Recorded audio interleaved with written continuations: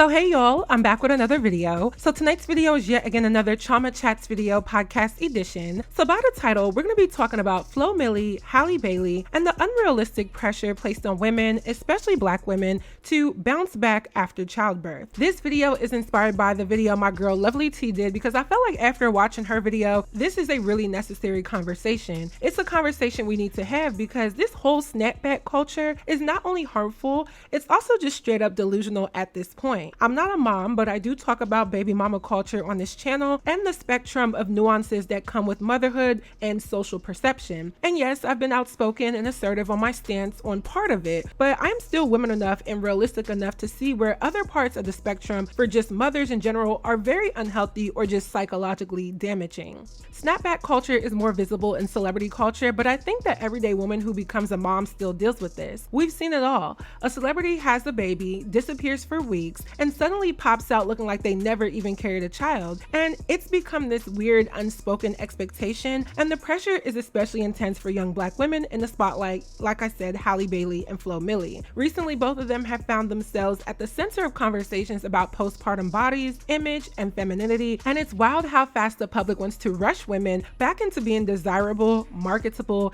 and Instagram ready like nothing ever happened. So I wanted to talk about this because I think this topic is very real and very relatable to many, so I've broken this video down into 4 main talking points. So without further ado, let's get right into this video. So my first point is about Flo Milli's post-birth performance that went viral. Sis gave birth and was right back on stage performing within days, not weeks, days.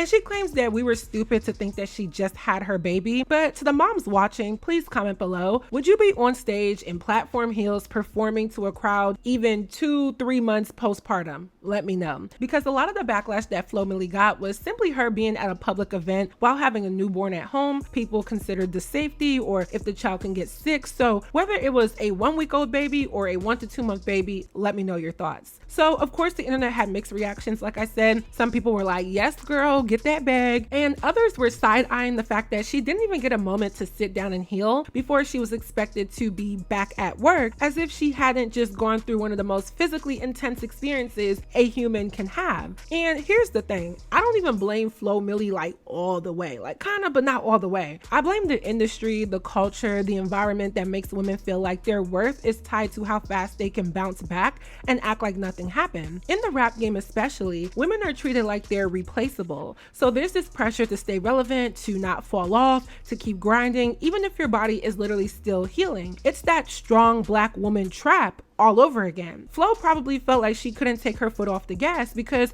who knows how long the industry will wait for her. Meanwhile, male rappers can have 6 kids by 5 women and no one is asking when they're getting back to the stage. They're allowed to rest, fall off, come back, fall off again, and the game still welcomes them. So Flo Milli's tweets in response to the public concern about her postpartum recovery sparked a lot of mixed reactions. Again, like I said, she tweeted, "Go choke on a D and die before you speak on me, my child's father, or my family," in response to a comment questioning why she was already performing. She also wrote, "God forbid a girl just want to feel like herself again and perform." And she also clarified with, "It's y'all really thinking I had my baby 9 days ago." So the tone of her replies came off as very hostile, like her aggression feels very misdirected, especially since many of the fans were not necessarily mocking her, but rather just expressing genuine concern about how quickly she seemed to bounce back after giving birth. In an era where postpartum health and mental recovery are finally being taken more seriously, her extreme response to like a fairly mild critique felt very off-putting and unnecessarily defensive, if you ask me. Now moving on to point number 2, let's talk about Halle Bailey and the mom body backlash that she received. Recently, she was in a TikTok video with her sister Chloe wearing a bathing suit, just vibing, looking cute, minding their business, right? I think the ladies were on vacation and I thought that they looked really good. So they were doing the I'm so ATL dance or TikTok trend, and it seemed like they were just having fun. And then here comes the trolls to raid on their parade. People, like grown people, were in the comments dissecting her body like it was a debate topic, saying she looked looked different, commenting on her stomach, her shape, asking what happened to her. And what happened to her was she became a mom. Like, what the hell?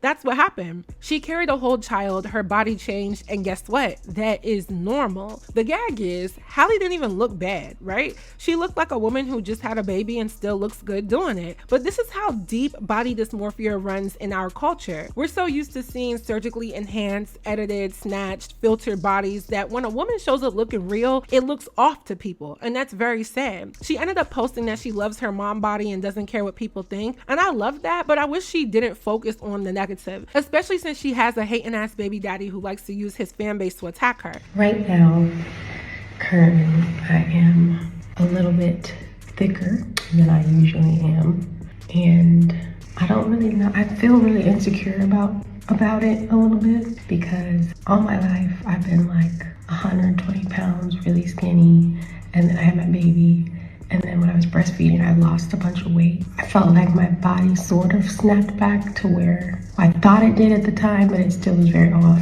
And then now that I'm 25, I just feel myself like, oh, weight is sticking more, like, okay. And I haven't had a lot of time. This is my first time I'm taking a break. Like, being on this vacation with my sister, this is my first time I'm like taking a break from film. I was filming every day and being a mom with Halo every day. I didn't have time anywhere between being on set and being with Halo to work out. So I'm a little fluffy right now because I kind of fell off of my consistent workouts. But I do feel a little insecure about it. And yesterday, me and Chloe, we were on the beach and we made like a fun TikTok, and I got really insecure about it after, and I had texted and asked her like, hey, can you just take it down because I feel really bad about my body. And yeah, so people are asking like, why is it deleted? It's because of me. I was insecure about it and what people were saying about my body and what I don't know, I get in my head about stuff like that. But then today I'm like, I'm gonna feel better about myself. I'm not gonna be too hard on myself because I've been working on this really cool. Trust me, I get it. I'll have tons of lovely comments, and those mean ones do stick out like an inflamed pimple. Halle has always had like this sweet, graceful image, right? Like before DDG, but now we're seeing her stand up for herself, and it's crazy how even someone with her level of beauty, talent, and elegance isn't safe from the snapback police either. So moving on to my third point, that is the dangerous fantasy of the snapback. Where did this obsession even come from? Like, I do have to ask. We see a celebrity give birth, and within 2 weeks, they're on Instagram with a six-pack like nothing ever happened. We saw this with Cardi B recently, who gave birth back in September and then literally looked like, hate to say it, but like good as new. I know that's a horrible way to say it, but she just looked like the Cardi that we always see. And yes, she has had surgery and been open about that, but I can tell that a lot of these celebrity women are having babies and then doing like full lipo right after that. A few years ago, I did a video about Malika Hack, who is best friends with Khloe Kardashian, who posted that she was about to give birth, and then she said she had already had her plastic surgery set up. And this woman was like in her third trimester at the time, and I was dumbfounded when I saw it because, again, I'm not a mom, but furthermore, I'm not a celebrity, so I didn't know that this was a common practice around celebrity women who make this a thing. Check out this flashback clip. So in tonight's video, we're going to be talking about this post I came across on the Shade Room of Malika Hack. She is a close friend to the Kardashians and one of the twins who acted in the movie ATL. So she posted that she is already set to go under the knife after having her baby boy. She posted, stopped by just to see my fave at Dr. Jason Diamond, and I'm fully booked for my post-pregnancy makeover. Now, I will give her credit and say at this very moment, we do not know what exactly she's getting done, so I can't speak on what procedure she's getting done until I know what exactly she's getting. But I will say I'm not dumb. I know that there is now this culture in which women have babies, feel they need to uphold or instantly revert back to what they look like prior to having pregnancy, or even a version of themselves that they never had, and then get the surgery to quote-unquote fix the issue, which usually portrays to the body. So it's probably a body-related surgery. To me, a lot of women look great after pregnancy. They either fill out, they have this new mom glow, or some people lose weight and it looks good. Either way, I understand that most of the inclination to get surgery after pregnancy stems from the internal and mental component of being a mom, and it projects the desire to alter oneself physically and externally. Ooh, child, I sound so different. Thank God for voice coaching and better equipment. So what we don't see is the personal chefs, the plastic surgeons, ingredients, the lipo, the trainers, the nannies, and the team of stylists making that image possible. And instead of calling it what it is, which is money and access, we frame it as discipline or motivation. So regular women out here who don't have the resources or time to disappear into a wellness retreat for 6 months are comparing themselves to this curated fantasy and feeling like failures. It is very toxic. It's rooted in patriarchy and capitalism, if you ask me, because when women feel insecure, they spend more money on waist trainers, on diet pills, on beauty procedures. And I'm not against doing what you want or need to feel better, as long as it's not a threat to your life. But still, it's a whole industry built on making us feel like our natural postpartum or aging, changing bodies are problems that need to be fixed. You know, you're Ashanti. There's always so much in your body. We even talked about this the past few interviews, how you was like in your sexy bag. Like everybody wanted to see what half a dress Ashanti was gonna come out inside, you know, outside with. Like your body and your sexiness was a thing. Like absolutely. So after you have your baby, obviously your body changes. Did you have any fear about, I don't know, coming back? Any pressure about like being a version of yourself that you were before? First of all, you know, I got these these big ones. You still breastfeeding, bro? Right? Yeah, I'm still breastfeeding. Yeah. Yo, but these are crazy. You know, Nicki got that line in her record, "Hup one, hup two, big titties, big butt too," and I was like, oh, I can say that now. You got all the things. But you're not putting pressure on yourself or any type of... No, it's not super pressure, but I do want to get back to me. You know what I mean? Like, you know, I stayed ready for the islands. I stayed ready for the bikinis. You know what I mean? I had it all stashed. I used to travel with bikinis just in case.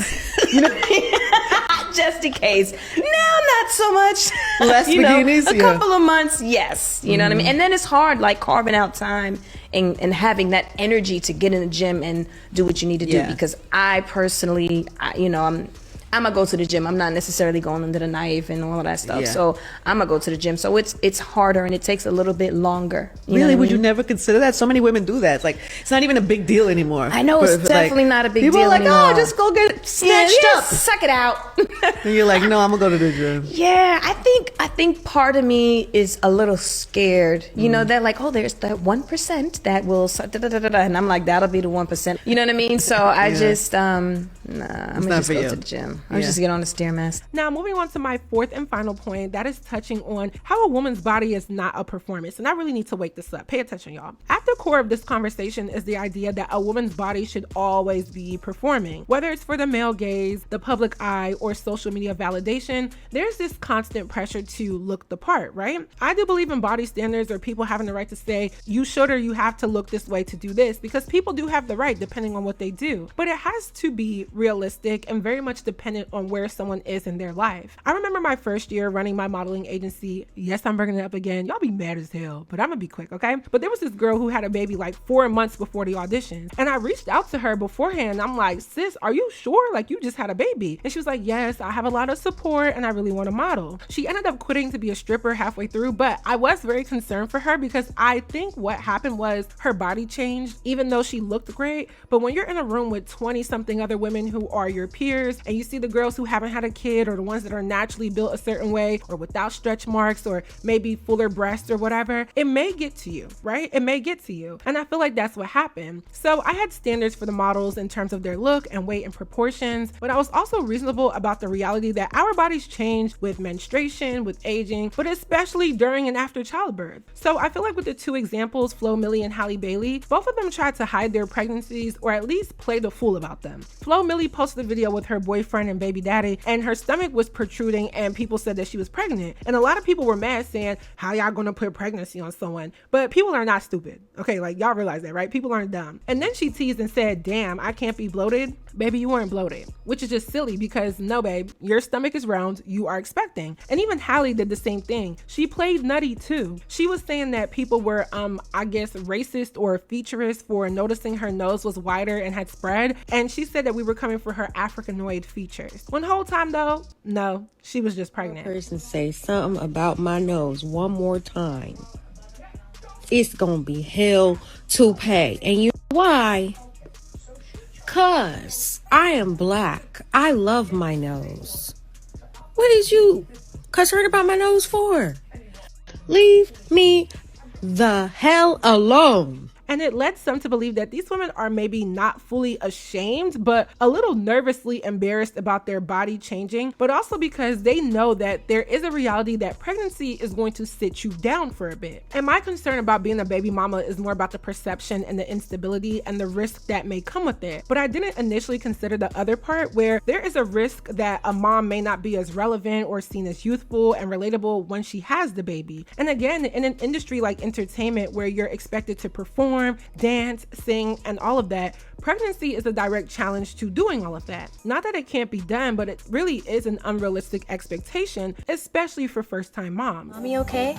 A lot of people want to tell me that my career is over, that I can't be a successful young woman and a successful young mother. You hear all these things about what you should do with your life, but what do I want for myself when I'm not thinking about what the world expects from me? I didn't want the Hollywood craze to distract from my real-life goals, and one of those goals has always been motherhood. But even I didn't know how hard it could be. I wish people took postpartum and what moms go through more seriously. Most days are good, but on those days when I'm down, I am really down. I can't even be apart from my baby for more than 30 minutes without sobbing. The separation anxiety is so real. As a mother, choosing yourself can make you feel even more guilty because we aren't used to it. Society tells us we can't. When I strive for my goals and dreams, that helps my son too. So every day, I just wake up and remind myself, you can, you can, you can.